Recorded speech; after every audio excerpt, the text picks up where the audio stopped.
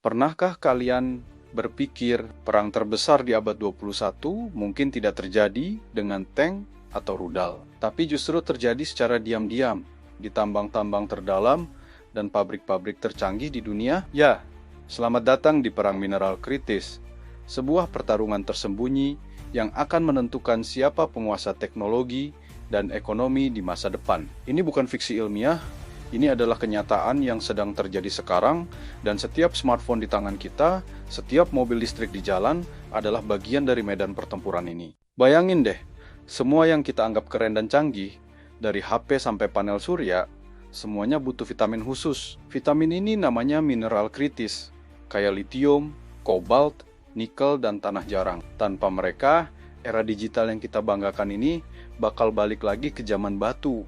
Mungkin kita bakal komunikasi pakai surat kaleng lagi. Nah, masalahnya vitamin ini langka dan gak semua negara punya. Jadi, apa yang terjadi kalau satu negara mengontrol hampir semua pasokan vitamin ini?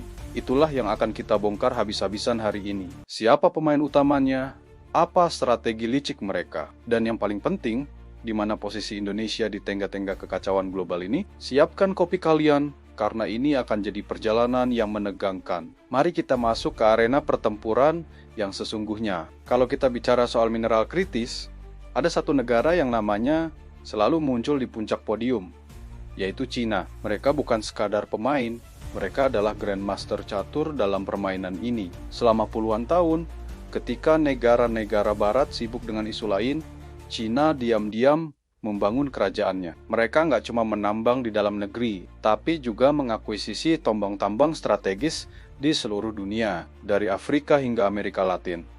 Strategi mereka itu brilian sekaligus sedikit menakutkan. Mereka melihat jauh ke depan, mengidentifikasi mineral apa yang akan jadi kunci masa depan, lalu mereka mengamankannya. Tidak hanya itu, mereka juga menguasai seluruh rantai pasok, dari menggali bahan mentah, memurnikannya dalam proses yang super rumit dan seringkali kotor, sampai membuatnya jadi komponen baterai atau magnet super kuat. Hasilnya, hari ini Cina memproses sekitar 60% litium dunia, 70% kobalt, dan hampir 90% elemen tanah jarang. Ini bukan sekadar dominasi, ini adalah monopoli absolut. Mereka seperti punya tombol on-off untuk industri teknologi global. Kalau mereka mau, mereka bisa menaikkan harga seenaknya, atau bahkan menghentikan ekspor, dan seluruh dunia bakal kelimpungan. Ingat kan, waktu ada perang dagang, Cina langsung mengancam akan membatasi ekspor tanah jarang. Itu bukan gertak sambal, itu adalah demonstrasi kekuatan yang nyata. Mereka memegang kartu as, dan mereka tahu betul cara memainkannya. Tentu saja, dunia tidak tinggal diam melihat China jadi juragan tunggal. Ketika negara-negara lain akhirnya sadar mereka sudah terlalu nyaman dan bergantung, kepanikan pun dimulai. Amerika Serikat, Uni Eropa, Jepang, Korea Selatan, semua terbangun dari tidur panjangnya dan berkata, "Wah, gawat nih."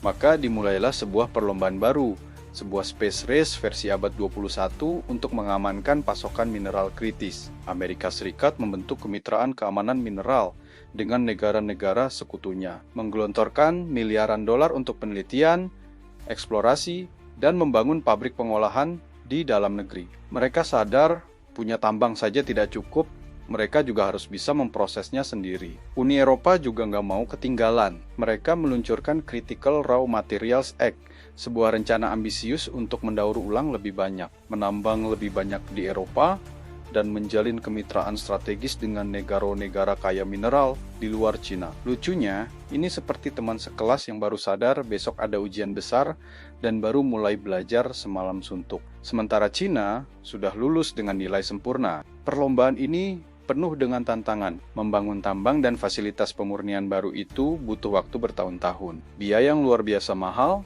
dan seringkali ditentang oleh masyarakat karena isu lingkungan. Tapi mereka tidak punya pilihan. Ketergantungan pada satu sumber adalah resep bencana, dan mereka harus mendiversifikasi secepat mungkin apapun risikonya. Sekarang, mari kita bicara soal dampak dominonya, karena apa yang terjadi di pertarungan global ini akan sangat terasa hingga ke kantong dan kehidupan kita sehari-hari. Bayangkan skenario ini, tensi geopolitik meningkat, Cina memutuskan untuk membatasi ekspor litium. Apa yang terjadi? Harga baterai mobil listrik dan smartphone bisa meroket dalam semalam. Mobil listrik yang tadinya diharapkan jadi solusi transportasi ramah lingkungan, tiba-tiba jadi barang mewah yang tidak terjangkau. Proyek-proyek energi terbarukan yang mengandalkan turbin angin dengan magnet tanah jarang bisa terhenti. Ini bukan lagi sekadar masalah antar pemerintah.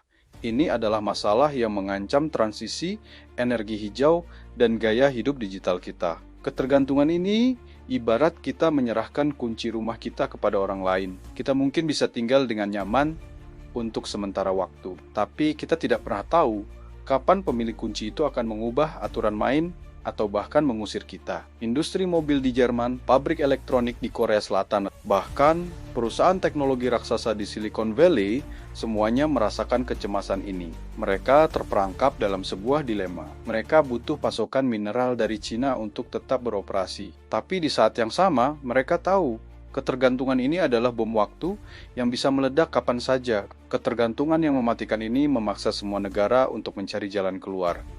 Dan disinilah Indonesia masuk ke dalam panggung utama. Di tengah perebutan sumber daya global ini, semua mata kini tertuju ke Indonesia. Kenapa?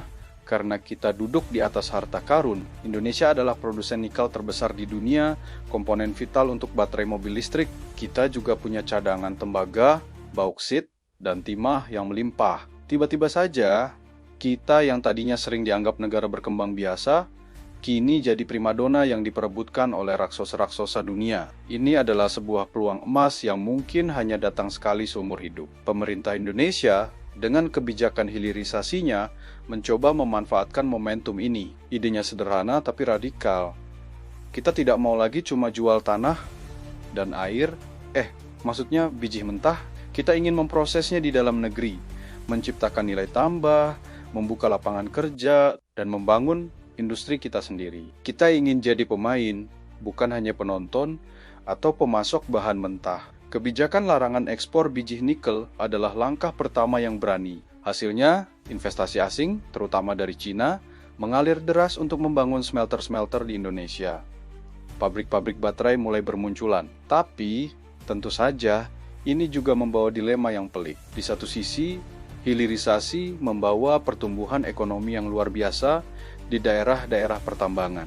Di sisi lain, kita menjadi semakin terikat dengan investasi dan teknologi dari satu negara, yaitu Cina. Apakah kita hanya menukar ketergantungan lama dengan ketergantungan baru? Lalu ada juga isu lingkungan pertambangan nikel, terutama yang menggunakan teknologi pirometalurgi, menghasilkan jejak karbon yang besar dan merusak lingkungan jika tidak dikelola dengan benar. Ini adalah pedang bermata dua. Kita bisa meraih kemakmuran, tapi dengan risiko kerusakan lingkungan dan terjebak dalam perangkap geopolitik yang lebih besar. Memilih mitra yang tepat, menegakkan standar lingkungan yang ketat, dan memastikan teknologi dan pengetahuan ditransfer ke tenaga kerja lokal adalah tantangan maha berat yang harus kita hadapi jika ingin benar-benar menjadi pemenang dalam perang mineral ini. Jadi, apa kesimpulan dari semua ini? Perang mineral kritis bukanlah sekadar perebutan batu dan logam. Ini adalah pertarungan ideologi, pertarungan untuk supremasi teknologi, dan pertarungan untuk mendefinisikan seperti apa dunia di masa depan. Apakah kita akan menuju dunia yang lebih terpolarisasi, di mana blok-blok kekuatan saling bersaing, memperebutkan sumber daya yang terbatas? Ataukah kita bisa menemukan jalan menuju kolaborasi yang lebih adil dan berkelanjutan bagi Indonesia? Ini adalah momen krusial. Kita memiliki kartu yang sangat kuat di tangan kita. Tapi seperti dalam permainan catur, satu langkah yang salah bisa berakibat fatal. Kunci kemenangan kita terletak pada kemampuan untuk bermain cerdas. Kita perlu terus mendorong hilirisasi, tapi dengan cara yang lebih berkelanjutan dan ramah lingkungan. Kita harus membuka pintu investasi dari berbagai negara, tidak hanya dari satu sumber, untuk menjaga keseimbangan dan kemandirian kita. Dan yang terpenting, kita harus berinvestasi besar-besaran pada sumber daya manusia kita sendiri. Karena pada akhirnya, teknologi bisa dibeli, pabrik bisa dibangun, tapi otak-otak cemerlang yang bisa berinovasi dan membawa bangsa ini melompat ke level berikutnya adalah aset kita yang paling berharga. Masa depan energi bersih dan teknologi canggih sedang ditulis saat ini, dan Indonesia punya potensi untuk menjadi salah satu penulis utamanya, bukan hanya catatan kaki dalam buku sejarah. Pertanyaannya adalah, apakah kita siap untuk mengambil pena itu dan menulis takdir kita sendiri? Perang ini masih jauh dari selesai, dan babak selanjutnya akan sangat bergantung pada langkah-langkah yang kita ambil hari ini. Terima kasih sudah menonton sampai akhir. Jangan lupa untuk like, komen, dan subscribe agar tidak ketinggalan pembahasan mendalam lainnya. Sampai jumpa di video berikutnya.